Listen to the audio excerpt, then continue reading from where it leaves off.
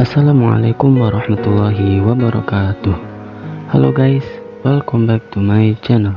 Di video kali ini, izinkan saya untuk melanjutkan ceritaku di part 6. Sebelumnya, saya ucapkan terima kasih banyak kepada teman-teman yang sudah mau mensupport channel ini, yang semoga kedepannya bisa menjadi lebih baik lagi dan mampu memberikan video-video maupun cerita-cerita yang menarik sehingga bisa menghibur teman-teman sekalian. Dan bagi teman-teman yang belum menyaksikan part 1 hingga part 5, alangkah lebih baiknya untuk menyaksikan terlebih dahulu, dan link videonya ada di deskripsi dari video ini. Oke guys, check it out. Dan bagi teman-teman yang ingin berbagi kisah, berbagi sedikit cerita dari sepenggal perjalanan hidup teman-teman sekalian, teman-teman bisa mengirimkan cerita tersebut melalui email pribadi saya, yaitu kitapendukung7@gmail.com. Melalui email tersebut, teman-teman bisa untuk menyalurkan ataupun berbagi kisah dari pengalaman teman-teman sekalian. Dan tentunya untuk latar belakang dan tokoh dari cerita teman-teman akan kita samarkan dan kita ubah guna untuk menjaga keprivasian teman-teman sekalian. Dan oke guys, inilah dia ceritaku di part 6. Suasana di luar rumah masih tidak mendukung, dengan hujan yang sedari tadi tidak mau berhenti. Walaupun hujan masih merajalela, dengan giatnya bapakku sudah standby di depan rumah dengan pekerjaannya. Begitu juga dengan ibuku. Kini beliau sudah beres-beres berada di dapur.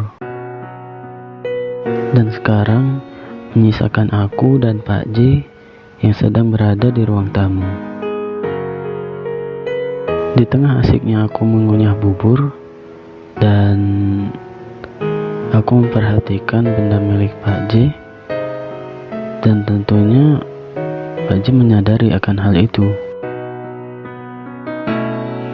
Setelah mengetahui bahwasannya resleting celana Pak J terbuka, ia segera menutupinya dengan jaket yang ia kenakan dan mencoba untuk menutupnya.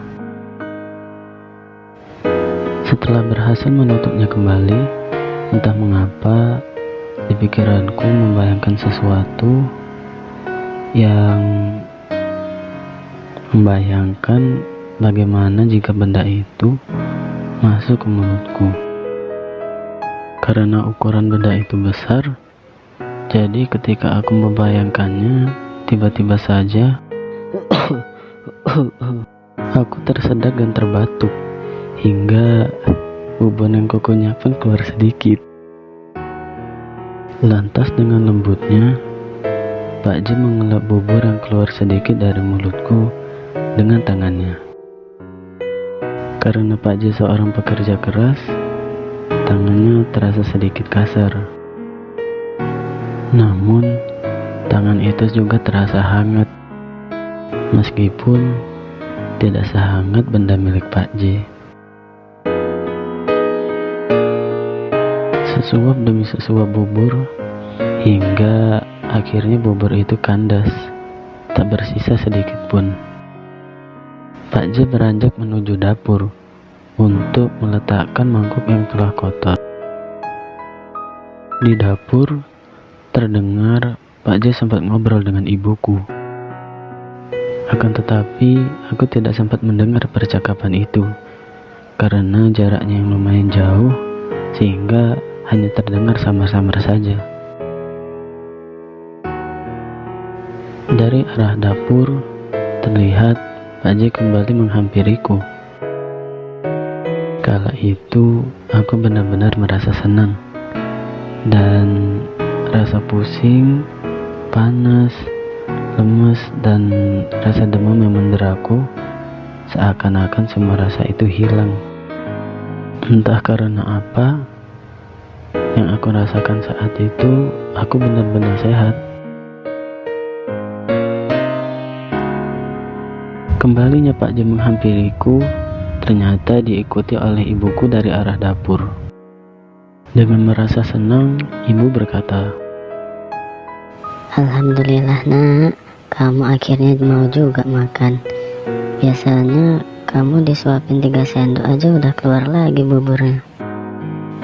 "Pak Ji, terima kasih banyak ya. Pagi-pagi sudah ngerepotin banget nih. Semoga Pak Ji sehat selalu, dilancarkan rezekinya, dan disegera bertemukan dengan jodohnya. Hehehehe." Amin. Iya mbak, sama-sama. Kita kan selagi sesama manusia harus wajib saling membantu. Apalagi kita ini masih satu saudara. kata Pak J menanggapi ucapan ibuku. Ternyata di luar hujan telah mereda, dan tiba-tiba saja ada seseorang yang memanggil nama Pak J. Assalamualaikum Pak Jaya, ayo kita berangkat ke sawah. Ternyata itu adalah Mas Wandi, tetangga sebelah rumah Pak J. Nggih mas, sebentar lagi saya nyusul. Jawab Pak J dari dalam rumah. Mbak, saya pamit dulu ya. Itu sudah diajak sama Mas Wandi untuk bajak sawah punya Pak Bayan. Pak J meminta izin kepada ibuku. "Oh iya Pak J, silahkan. Terima kasih banyak ya sudah ngerepotin." Jawab ibuku. Dek Bima, Paman pergi dulu ya. Paman masih ada kerja. Ntar kalau Dek Bima sudah sembuh, kita jalan-jalan. Oke? Aku mengangguk mengiyakan ajakan paman. Paman mengusap-ngusap rambutku dengan tangan kanannya, dan itu terasa seperti paman memberikan kasih sayang kepadaku. Sebelum beranjak dari situ, tiba-tiba saja paman datang lebih dekat kepadaku dan Cepat sembuh ya dek ya. Pak J mencium kening dan pipiku. Entah atas dasar apa Pak J menciumku, akan tetapi selain rasa kasih sayang, aku merasakan ada sesuatu rasa yang lain. Tapi aku tidak tahu perasaan apakah itu. Dan juga meskipun itu bukanlah ciuman pertama kali Pak J, melainkan Pak J sudah seringkali menciumku. Namun kala itu terasa sangat berbeda. Aku masih dapat mengingat rasanya. Saat bibir halus Pak J menempel ke keningku, terasa kumis tipis Pak J sedikit geli menyentuh keningku. Dan juga terasa aroma rokok dan kopi dari aroma Pak J. Ya, terasa geli-geli, hangat, dan kayak gimana-gimana gitu. Ternyata cukup sulit untuk menggambarkan rasa itu. Setelah menciumku tadi, Pak J beranjak pergi dari rumahku dengan terlebih dahulu berpamitan kepada ibuku dan bapakku. Tidak lupa pula, Pak J membawa jaketnya yang tadi ia lepas dan membawa payungnya yang disandarkan ke dinding rumah. Setelah Pak J keluar rumah, aku pun ikut mengintip kepergiannya Pak J. Dengan badan yang masih berbalut dengan jaket yang tebal, aku mengintip dari balik pintu rumah. Setelah Pak J tiba di luar rumah, dan ternyata Mas Wandi dari tadi menunggu kedatangan Pak J. Setelah melihat Mas Wandi, Pak J terlihat sedikit kaget dan menyapanya dengan begitu akrabnya. Dan mereka pun berlalu meninggalkan rumahku dengan bergandengan, dengan Tangan kanan Pak J merangkul bahu Mas Wandi, begitu juga dengan sebaliknya. Siapakah sebenarnya Mas Wandi itu? Dan apa hubungannya dengan Pak J hingga dia bisa begitu akrabnya? Temukan jawabannya dalam ceritaku di part selanjutnya. Apabila teman-teman suka, silahkan like, comment, and subscribe.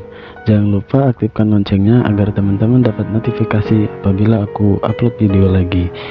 Dan di sini saya Bima pamit undur diri.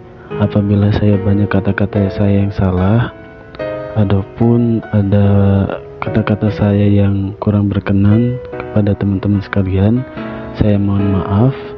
Dan saya ucapkan terima kasih banyak bagi teman-teman yang sudah mensupport channel ini. Semoganya ke depan bisa menjadi lebih baik lagi. Sekali lagi saya Bima pamit undur diri.